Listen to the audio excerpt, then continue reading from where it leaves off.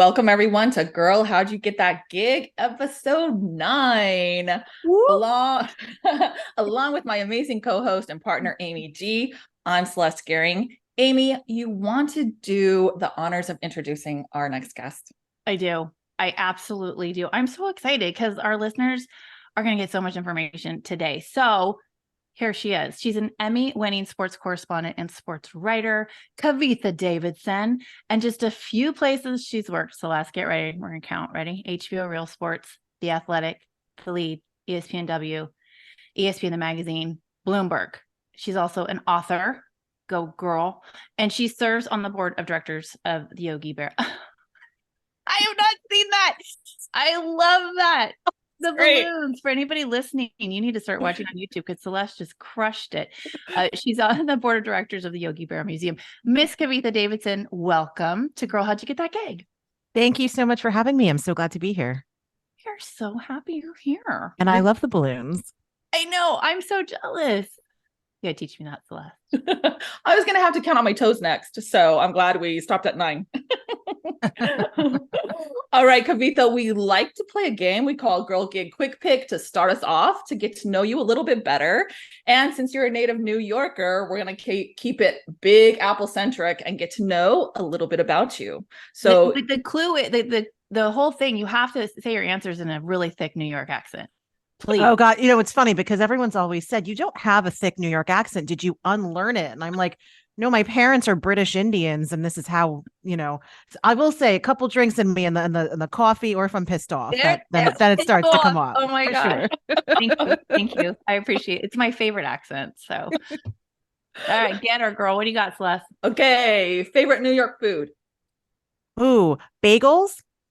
Mostly because you just can't get a proper one outside of New York. And the truth. This is true. Had one this morning. It wasn't nearly as good as New York. Favorite New York sports team? So my first love was the New York Knicks, and I have my mother to blame for that. But the team that is probably fostered my love of sports the most, and is probably the reason I pursued this as a career, are the Yankees. Mm-hmm. I grew up very close to Yankee Stadium. I have a Yankee tattoo, all of that. So what is it of? It's just the interlocking NY. Yeah. Mm-hmm. Great. All right. That favorite might be a first. Maybe we need to start asking our guests that. Do you have a sports tattoo? It's actually going to be featured in an upcoming documentary, which is a ridiculous thing for me to say. It's not about tattoos, and it's not particularly about my tattoo. It's about baseball as a spiritual and personal connection and journey. And I told, when I thought the cameras had stopped rolling, I told the story about why I got the tattoo, and everyone started crying, and they were like, okay, well, we need a photo of it, and we need to put this in the documentary. So you will at some point see a photo of generously, I'm going to say, my lower hip. Gotcha. In a documentary upcoming. Anyway. I love it. All right. Favorite New York season? So, okay, climate change has changed this, because we used to have 4 distinct seasons, and now we've got a really long winter and a really long summer. But fall in New York is, for as long as it lasts, is just really beautiful when the leaves change. And I'm not a pumpkin spice girl, but the foods tend to be better as well. So I'm right there with you. When the pumpkin spice Starbucks, sleuth comes out, I'm like, I'm not ready for that. No. Yeah, but then all the other stores are empty, so it's good. It's true. Favorite New York tourist attraction? Oh, that's a hard one. So I'm a classically trained musician, and I try to go to some form of live theater at least once a week. So I'm going to say Lincoln Center. The Met Opera, the Philharmonic, that kind of thing. It's one of the really beautiful parts of the city is how many live performance spaces we have, and my favorite among them is probably Lincoln Center. So great. What are you classically trained in? Thank you. Piano, I'm classically trained. I'm classically and jazz trained in trumpet, and that was my main instrument. And somewhere along the line, I also picked up a French horn, but I'm not very good at that. Do you still play? Just for fun. I wish I'd kept it up and played in an adult orchestra or something, which I could probably do at some point. During the pandemic, I will say I picked up my trumpet and just started noodling again, which was really nice. That's great. Okay. Most iconic Yankee. My favorite Yankee of all time is Mariano Rivera. Just the consistency. I'm a kid who grew up in the 90s also, and I think we've seen in the almost decade since he left the team, how much we took for granted not really ever having to worry about the ninth inning, except the two times we did. But but overall, in the course of almost 20 years, so yeah, Mariano Rivera is on my list. But I will also have to say, and I am on the board of directors of the Yogi Berra Museum. So Yogi, obviously, I mean, Yogi is one of those figures that I think we take for granted and often goes overlooked. And especially for younger fans, but shout out to Yogi for sure. I mean, Mariano Rivera was such a luxury. I can attest to this, having covered and been a Giants fan my whole life growing up and then covering them for as long as I did. Never were we secure in the ninth inning. I mean, it was always baseball torture, Giants baseball torture. That was the coined phrase for all 3 World Series wins. And to have someone like that so solid all the time. That's a good and we, not to half this podcast could be me talking about Mariano Rivera. We saw after he left how much how much of a luxury that was. There was no, in the history of the game, there's no replacing what he was able to do. And with one pitch, and it was one of the most, it's the mechanics of that cutter are so beautiful. And to hear opposing players talking about what it was like facing it, where it was like, you knew it was coming. And like I heard David Ortiz, Big Papi, right? Big rivalry, Boston Red Sox, all that. And the way that he would talk about this pitch, it was truly something I don't think we'll ever see in sports again. You are speaking my language. Celeste, she knows the love language between us is baseball. All right, we'll wrap up the game with, what would your walk-up song be? Oh, okay. So I have thought about this a lot, and it's the baseline introduction to Black Cow by Steely Dan. Oh, we're going to have the girls call that up and give it I mean, it's one of those where, like, I'm not going to start singing a bass line, but when you hear it, it's a really funky, it's really good. Walter Becker, may he rest in peace, who was one half of Steely Dan, went to the same high school that I did a couple decades before me. But so that would be my choice. Oh man, you are a classically trained musician. Not many people drop bass line on us. It hasn't happened. I'm also like secretly 60 years old. Last month, or about a month and a half ago, I took a train up to Connecticut to watch the Doobie Brothers 50th anniversary. They're the best. Yeah. And they were awesome, but I also made friends with a group of lovely men from Massachusetts behind me, who then tried to set me up with their sons because they were my age. So well, I was just gonna say, let's be careful with 60 sounding old, because I'm right there, girl. So we're just let's go like 80. Okay, fair enough. 80 is the new 60. Sure. Yeah, hopefully. I'm just not that far from it. I'm like, is that old? Oh God. Okay. It's not. Okay, so let's get into your career, which is what this podcast is all about, and your path and how you got to be doing what you're doing today. So I loved your Instagram bio. It says that you like to watch sports and eat frittatas. So I told Liz, I'm like, I'm going to like this girl for sure. But how did your connection with sports begin? Yeah, I mean, like I said, I was a kid growing up in New York in the 90s, and obviously the Yankees had this incredible dynasty, and the Knicks had a really great run to the finals in 94 and then 99. And there's something about, I think that people from every city can say this, and I've often been accused of, rightfully so, being a New York supremacist, but I can only speak from the perspective of being a New Yorker, right? Experience, yeah. And the electricity of the city when the teams are doing well, and in particular the Knicks, but obviously also the Yankees and the down the line, it just hits different. And these teams, I think also because we're an older city and our teams tend to be older, we've got an original 6 hockey team, for example, right? Like I think it speaks to the roots of our city and of where we're from. And, I didn't grow up with a lot of money. So, and my parents are immigrants from India. They came to the States, to New York in 1981 before I was born. So they didn't really grow up with professional sports or commodified sports in the way that we have here. But my mom really like fell in love with Bernard King in the early to mid 80s and loved the Knicks. And I think we still have the VHS of Patrick Ewing being drafted. And like really like loved the Knicks. My dad doesn't really care about sports too much, which is interesting, and I think can probably inform you about how, as a woman in the industry, I've approached fandom. But so I had never been to a live sporting event of any kind until I had a class trip. I think it was first or second grade. You know what? It was 96. It was the home opener in 96 against the Kansas City Royals, and it was snowing that day.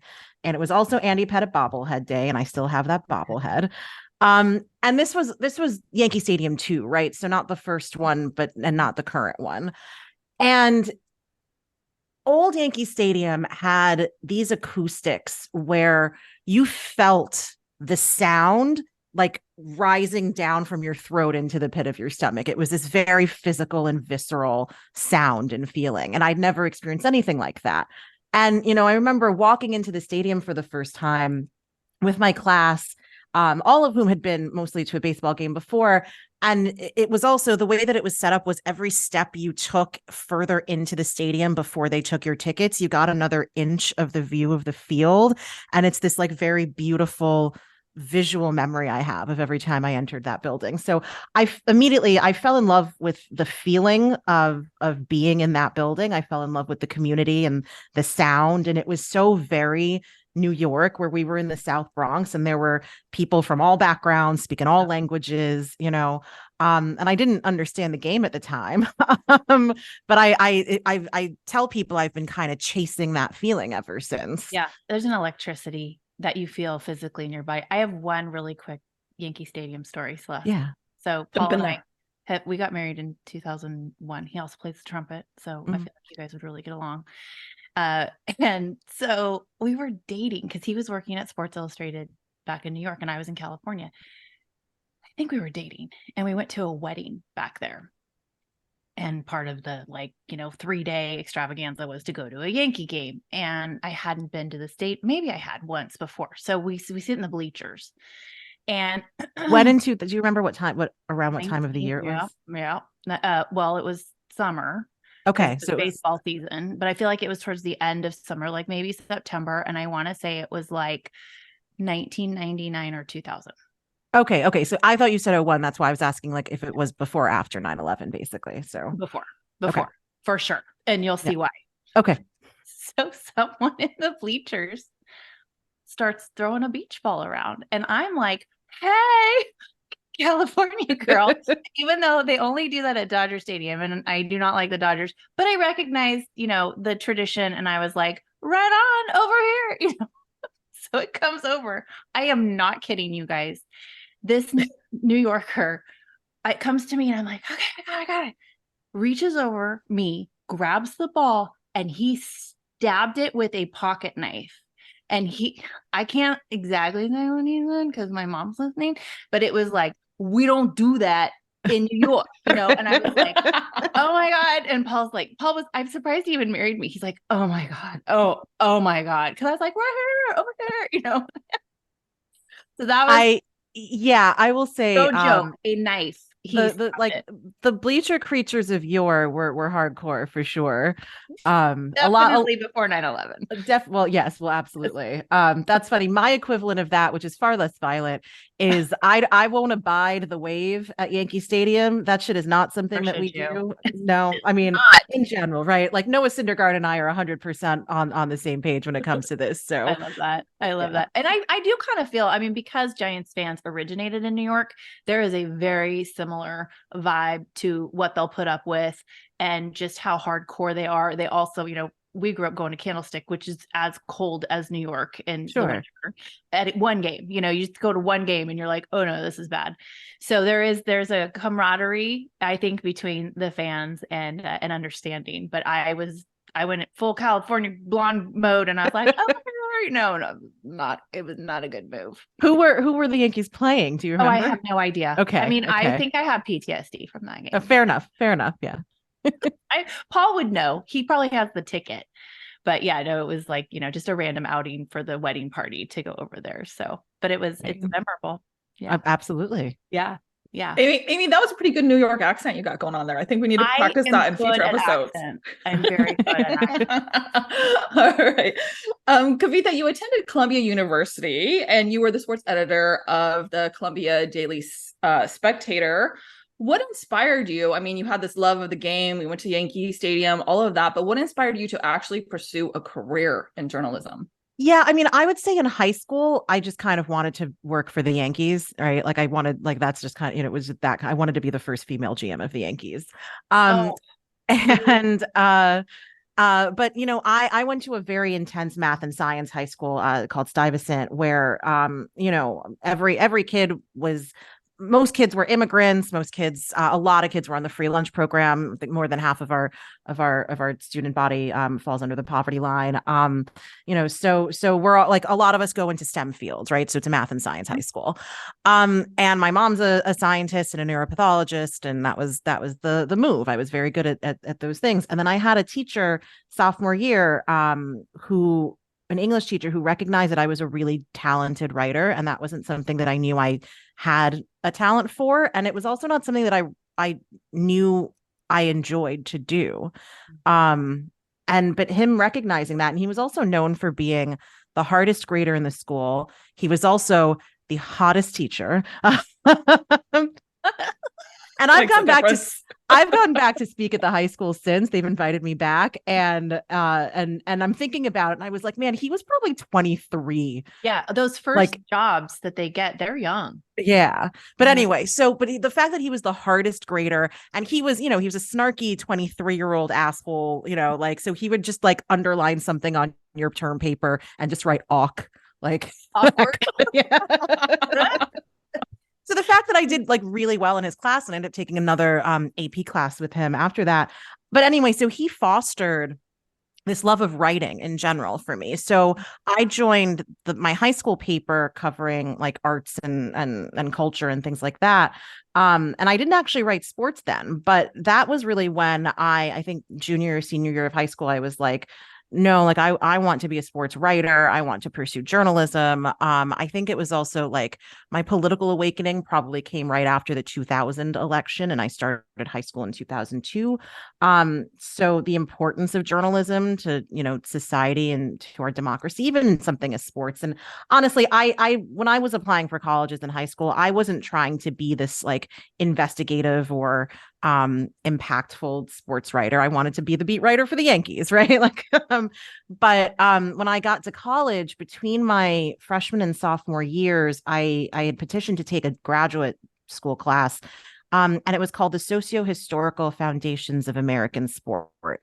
And it was about how sports throughout our history have always intersected with culture, with innovation, with what's happening in the economy, with what's happening with race and like there's always been that from since the founding of the country and since the development of leisure time in sports. And that was the first time I ever thought about sports in an academic and intellectual way, and about more than just about sports. And thinking about it, like my visceral feeling and connection, and I explore this a lot when Jessica Luther and I were writing our book, really do have to do with sports as more than just sports, and sports as culture and identity, and my, view of myself as a New Yorker and my roots in the city and things like that. So that really changed the way that I viewed sports. And I think that class has really helped shape my coverage and my approach to, using sports as a lens to cover serious issues, broader issues, and other issues in society.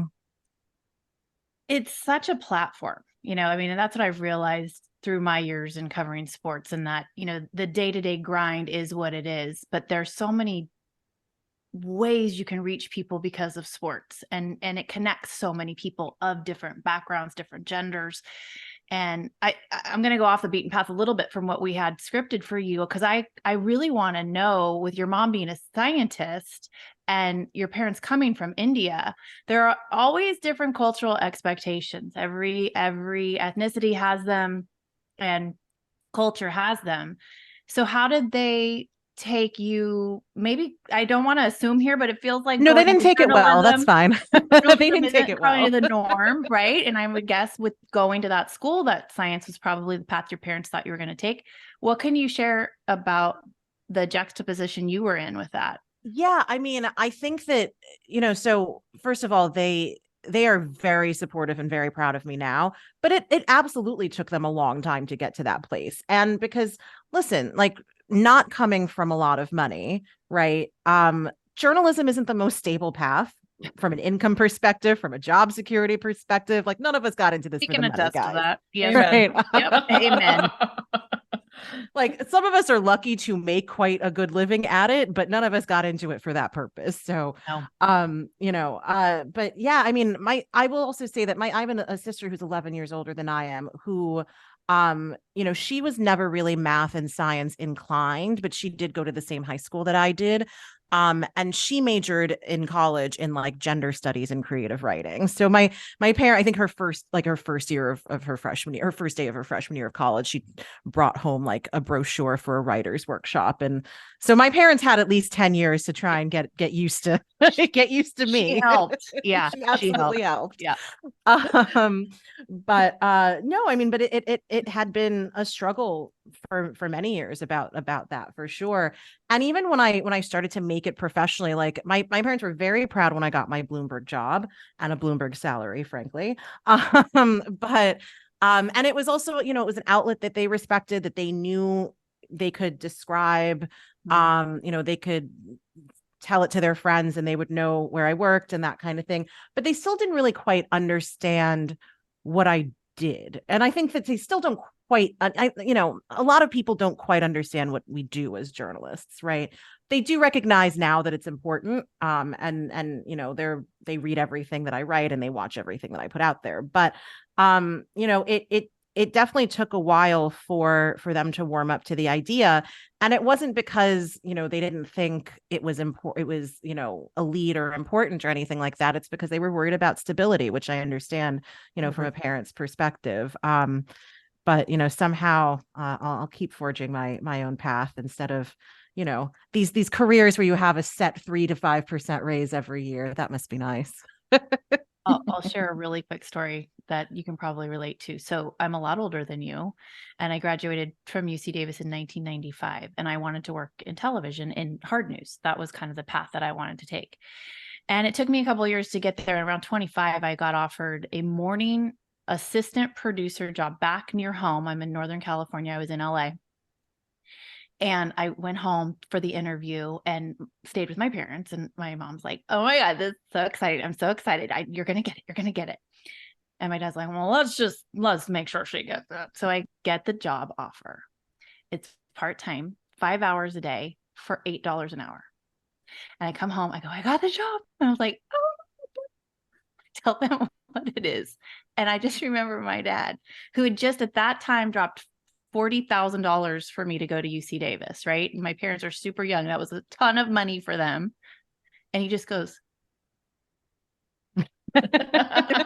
it was like he couldn't speak. He could not speak.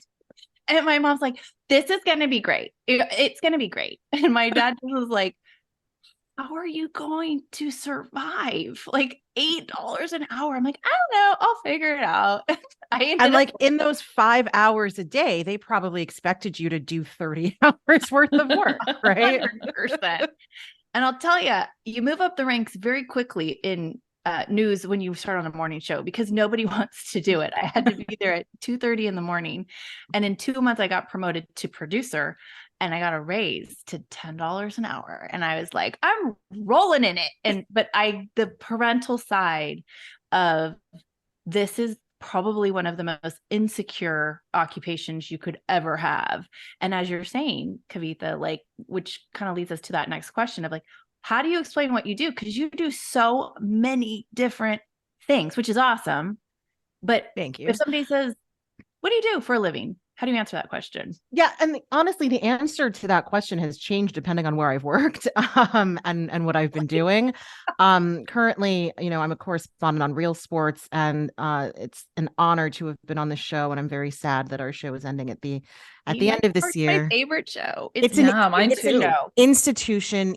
We've been on for 29 years, 37 Emmys, a Peabody, just impactful journalism. And Brian and we're taping this, I know, before you're dropping this. Our farewell to the show party is actually tomorrow. So Bryant is one of those giants in the industry who really changed what people thought sports journalism could accomplish. Mm-hmm. And when I was growing up and I watched shows like this, I watched this show, I watched Outside the Lines, and I watched The Sports Reporters with John Saunders.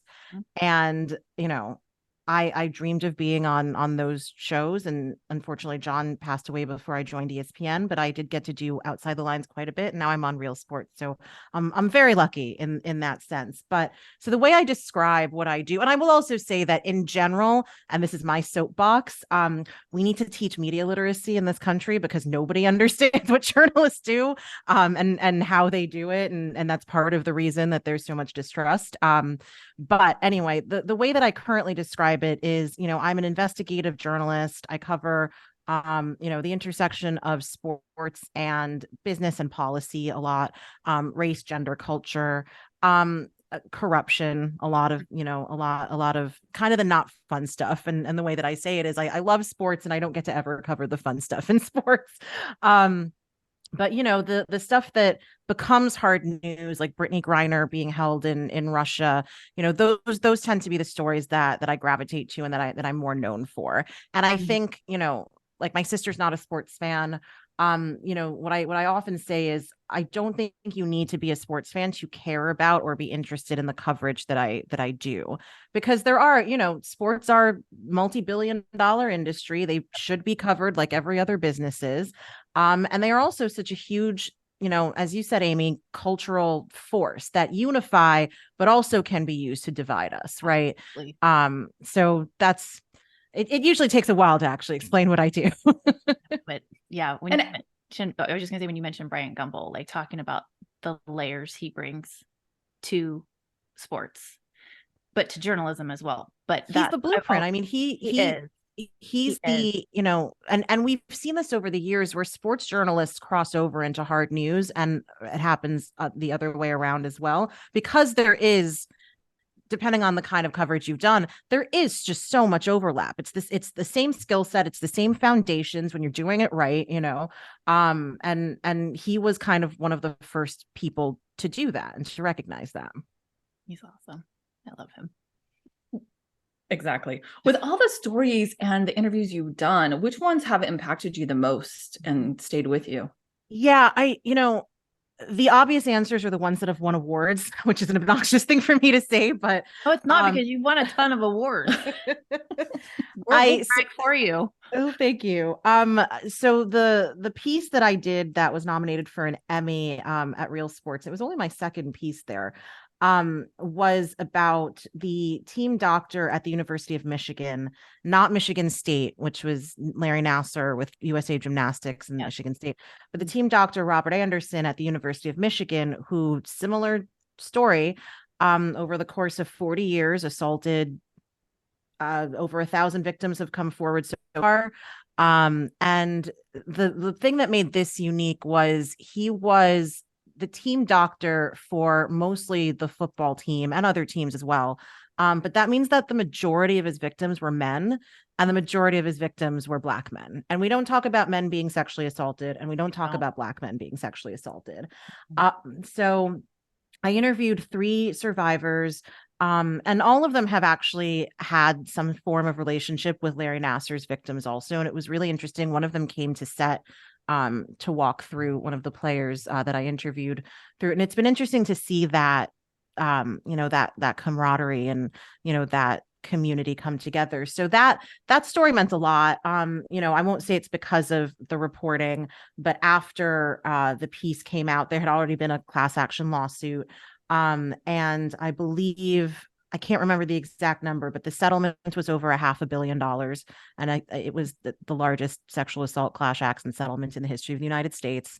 So I'm proud to have had some hand in covering that. Again, I won't take credit for the settlement itself, and I'm also a sexual assault survivor myself. And I have, been very upfront about that because it took me a long time to be able to say that, frankly, in public.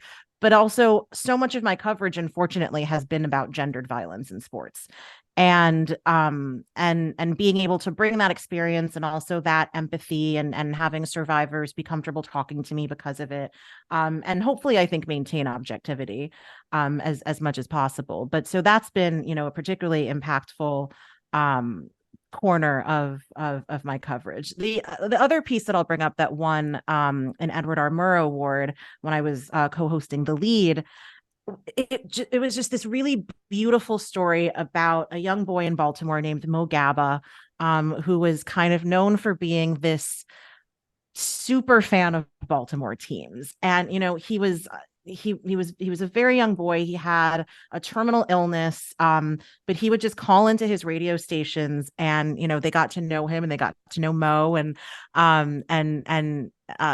he just became known as the super fan. He got to meet his players, and kind of the last interview, the last time he called in, they basically gave him a whole show. I think that they kind of knew that he didn't have very much time left with us. And it was very emotional and it was very long. And they had Baltimore greats from around the years call in and talk to him. And he passed away, and we were able to do that story and use some of those recordings and use his voice. And we interviewed his mother. And that's a story that, we had to pause while we were doing those interviews quite a few times because all of us were crying. I bet. So that, that's one. And then, there have been some business stories that, I covered, the use of migrant slave labor to build the World Cup stadiums in Qatar, which angered a lot of people. I've received death threats for covering Penn State and Jerry Sandusky. And oddly, horse owners are crazy. I would just like to say, Just for the record, horse owners are crazy. So yeah, the coverage has really spanned a pretty wide gamut there. The last piece that I did for Real Sports, which just personally meant a lot to me, my family is from India, is I went to India for a couple of weeks. And we covered this soccer academy in a very tribal, very rural part of northern India. And it's nowhere near where my family's from. I'd never been anywhere near that area. But it's the type of place that is extremely poor. And again, it's mostly farmland. And the girls there are sold basically into child marriage at a very young age.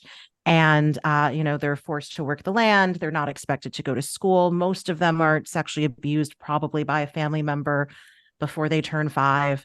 And this American and his now wife started a soccer academy, and it started just about soccer and helping these girls have a safe space to just play a game. They had an interest in it. They saw the boys being able to play.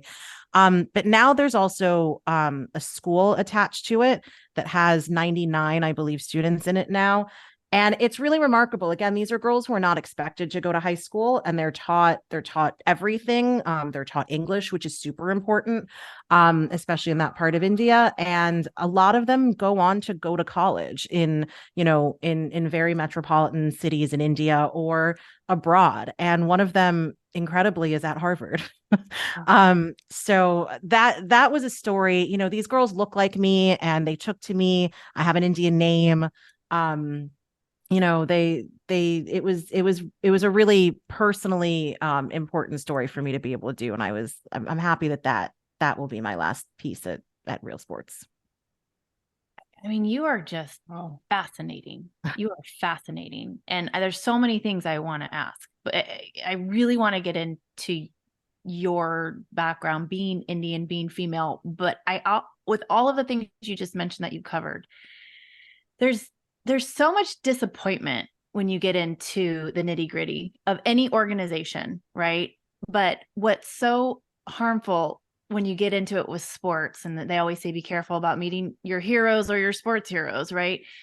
is the purity you have as a child being a fan, and then pulling that curtain back and seeing how the organization really works, right? We've all been privy to seeing some things we weren't happy about seeing. How do you maintain your love of the game when you see what you see?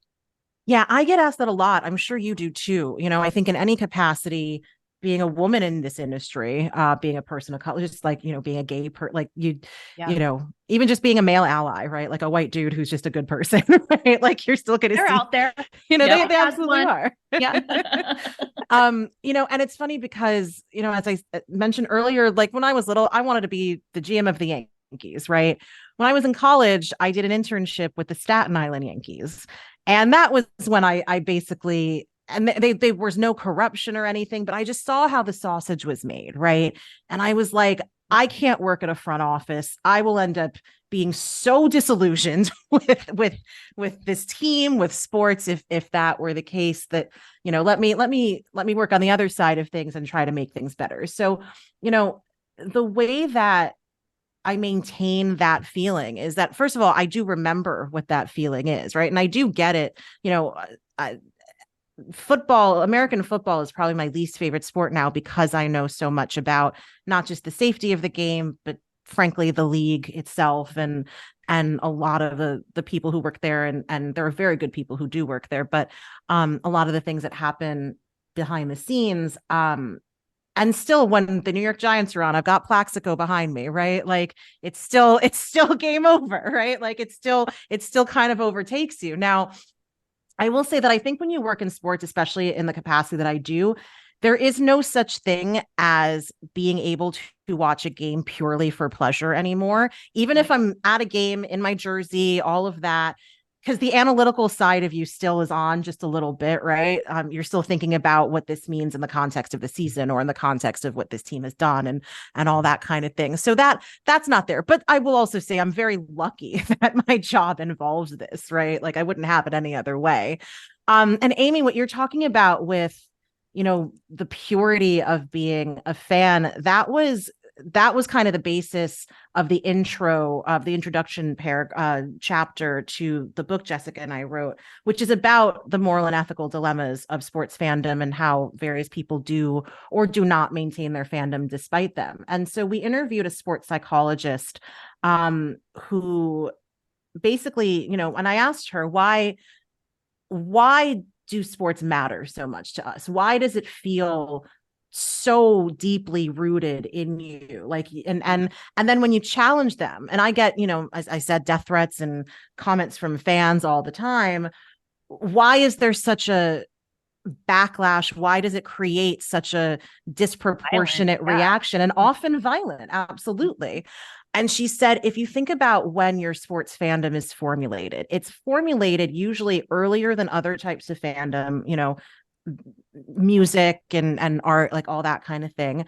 But it's also usually extremely rooted in not just your identity and your conception of yourself, but in your identity of your roots. So grandpa took me to my first game, or in my case, the city that I'm born and raised in, or, there's something there that goes back generationally, even if that's not where your immediate fandom started. And that's why it feels like when somebody is challenging your team, they are challenging you as an individual, and they are challenging something that is innate about you, even if that's not the case. And that's why they matter so much to us, and they probably matter too much to some of us, but that's why they're both beautiful and ugly at times. And that's the inherent contradiction. We're a world built on contradictions. We just have to kind of sit with that. Yes. The book, by the way, is called Loving Sports When They Don't Love You Back. And I think it was named, I don't think it was named one of the best books to give by the New York Times back in 2020. This episode drops December 19th. So hello, holiday gift. Let's go. Yes, please. I love it. I love all of this. So I could talk to you forever. I know. How have you seen the sports industry change regarding diversity since you started? Like, how have you seen that through your lens? Well, So I got my Bloomberg job in 2013. So 10 years, or I think December will be 10 years of me doing this full time professionally. I've absolutely seen things get better. I think that I started to see things get better very gradually when I first started out. But obviously, after Me Too and after George Floyd, there has been a concerted push to make sure things get better, right? And I think it's obviously it's a good thing that we have that impetus and we have that effort. I think that the jury's still a little bit out about how sincere some of those efforts really are. And that's not just about sports, and that's not just about journalism. You talk to anybody in any industry, in any company, they'll say we have to do some DAI stuff, and we don't know if it's lip service or not, right? But it sometimes does feel like checking a box. I think that we're having better conversations now about what true diversity in newsrooms actually means. It doesn't mean that 50% of your newsroom is women. It doesn't mean that 50% of your newsroom are people of color. It means, because if most of those people have entry level positions, they don't have any real power, and they're not shaping coverage, and they're not shaping the way that interviews are conducted, or who is being interviewed and whose voices are being featured and elevated. So it's who has actual editorial control, who is being hired to be senior editors and editors in chief and executive producers and things like that. And that all matters. And I think that the conversation has gotten a lot more nuanced when it comes to that. I think that, frankly, we started seeing this on the ground in New York, and I think this is spread across the country, where there have been Google Docs going around where you can anonymously or otherwise put in what you do in journalism, what your role is, how many years you've been doing it, and what your salary is. And I think, especially as women, we don't talk about money enough, and we're taught that it's Amen. It's Amen. and we have to be not uncomfortable about it. Like if we're embarrassed. It's because we're embarrassed at what we get paid. We're embarrassed at what we get paid, and it's on both sides. We're embarrassed if we're underpaid, and we're embarrassed if we think we get paid too much. Right. And I have friends across the industry, and we've got salary ranges that vary wildly. Incredible. And it's really important to have those conversations. So I think that I think that there has been progress, but also progress isn't linear. And whenever there's a movement like Me Too or a movement like Black Lives Matter, there's always a really disproportionate backlash to it. Like the pendulum kind of swings too far in either direction.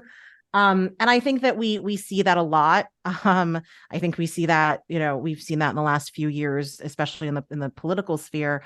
But it is getting better. And I think one of the encouraging things, especially, hasn't just been the diversity in hiring, but that a lot of women and people of color have come out to talk directly about the harassment and abuse that they've faced in the workplace. I'm very lucky to say that I've never been sexually harassed by somebody that I worked for, right?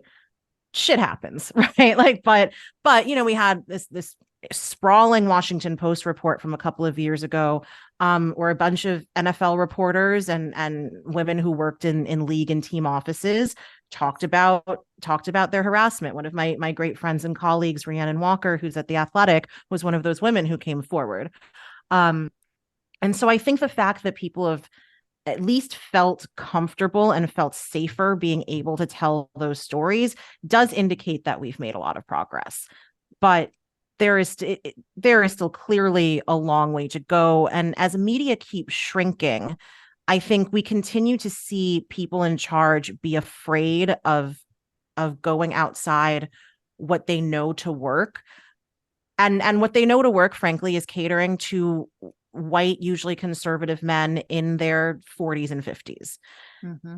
But what we are also seeing is every league, including the NFL, which we all, including me, used to think was infallible, are starting to struggle with ratings. And it's because young people and young kids, and Amy, I know you've got a 15-year-old, they don't watch sports they don't watch anything at the same clip that they used to, but they don't watch sports at the same clip that they used to, right?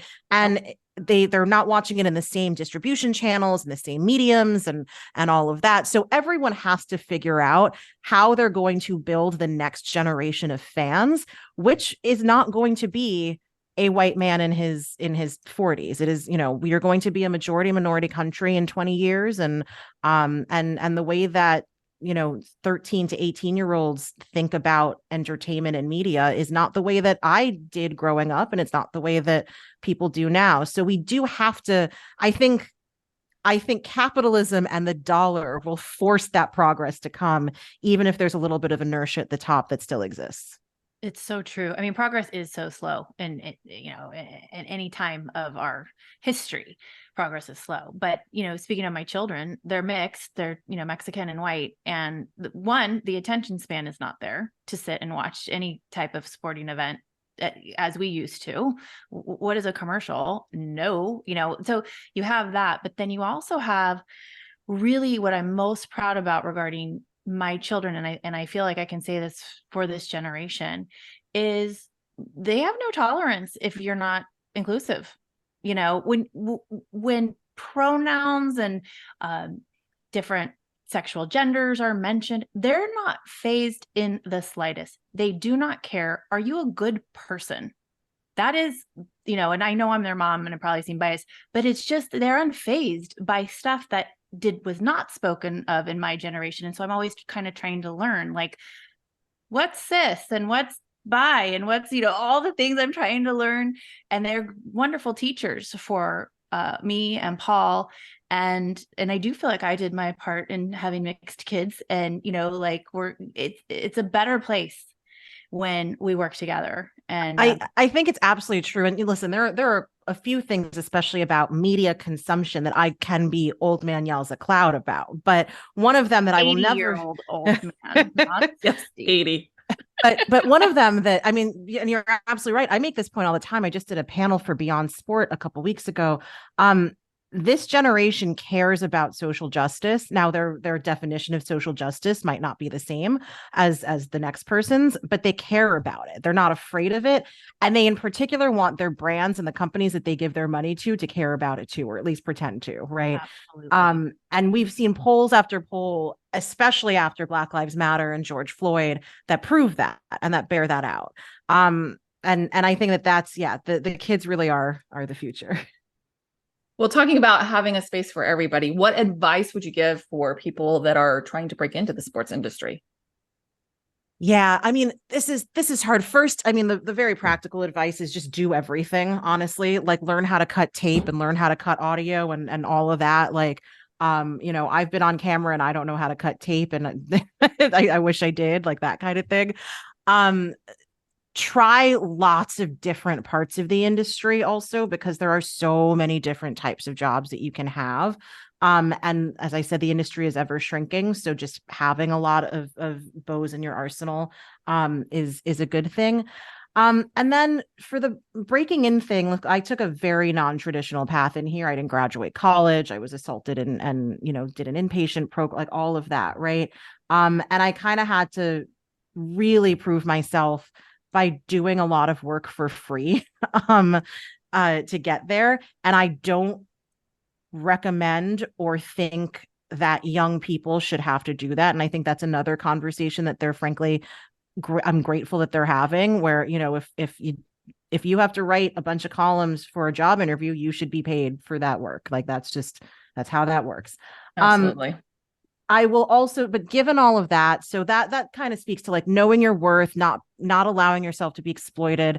I know that that's really easier said than done. And there's a reason that a lot of journalists come from privileged backgrounds, because they can afford to take the unpaid internship or, do the work for free when they're asked to and all of that. But I do think that that's changing, and hopefully it will change. But so while not being exploited and knowing your worth is really important, I will also say, not limiting yourself to what you think you should or are capable of applying for or doing. Very quickly, I'll tell you about how I got my real sports job. Is after I left ESPN, it took me much longer than I thought it would for me to find my next outlet. And I was really having this kind of identity crisis. What I do is so much a part of who I am, and it's not particularly healthy, but it's what it is. And I I started applying for jobs outside of sports, but in journalism, and then jobs outside of journalism, but in sports. Right. And just trying to figure out, who am I if I'm not this person who has done this for as long as I have? And there was a PA listing for Real Sports. And a production assistant listing for Real Sports. And I was like, I've always wanted to work on the show. I respect the journalism they do so much. It's less money than I've been making, but it's more money than nothing. um, and so I applied for it. And also, if I, could learn how to cut tape, because that was one of the things that you would be doing in that role, and also just to be able to be part of a show like this in any capacity, right? So I went in and I met with the executive producer and the director, and they just looked at me and they looked at my resume and they were like, why would you want to do this job? You're a little overqualified. Yeah.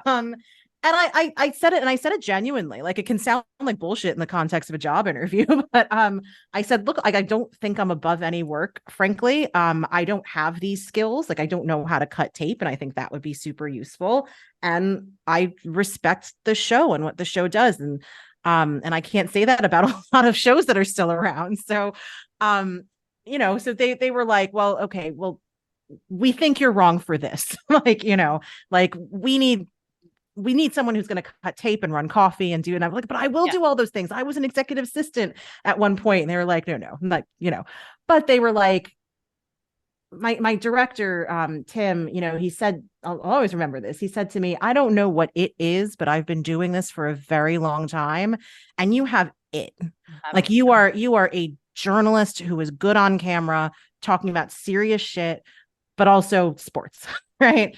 And he was like, well, we don't have headcount right now, but I think we need to try you out in a correspondent role in some way, in some capacity. It took a couple of years for that to happen. Frankly, that was like, I want to say early 2019. And then I joined The Athletic, but also HBO's. I mean, there have been a couple of acquisitions and corporate restructurings and things like that. But when it happened, and it was because I applied for a PA position. So not on their radar. Yeah. So that's all of that. All of that is advice that I would give, and that I do give young people today. And also have something in your back pocket, because I don't know where this industry is going. So true. I mean, barista. It's we're gonna go anywhere. Thank you so much for your time. We are so inspired by you, just the realness of you, the authenticness of you, really living your purpose and inspiring so many people. Thank you so much for being generous with your time today. Well, thank you both so much for having me, and I hope we can stay in touch. And this was a great conversation. I hope so too. That's what I was thinking. I'm like, I went way over on time, but I don't want to let her go. I feel like we're friends now. And if you're ever in New York, and I'm actually in the Bay Area quite a bit. Okay. Because one of my best friends lived there. I actually just got back. So, okay. I just got back from Napa last week. So nice. I saw that on your Instagram. And I'm like, I wish, because I'm 25 minutes from Napa, and I'm like, oh man, I wish I would. You were wine tasting. I just stalked you a little bit. That's okay. Okay. I was actually doing research. I was researching. No, absolutely. Kavitha Davidson. Wow, you're it. You have it. Keep going, girl.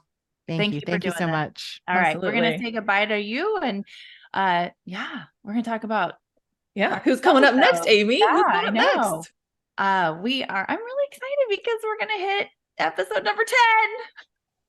We need balloons again. Who did that? Let's go. No, you gotta have the balloons cued. Yeah. And so double digits is a big deal for us because we're a little slow at this thing, but it's going to be Allison Vigil.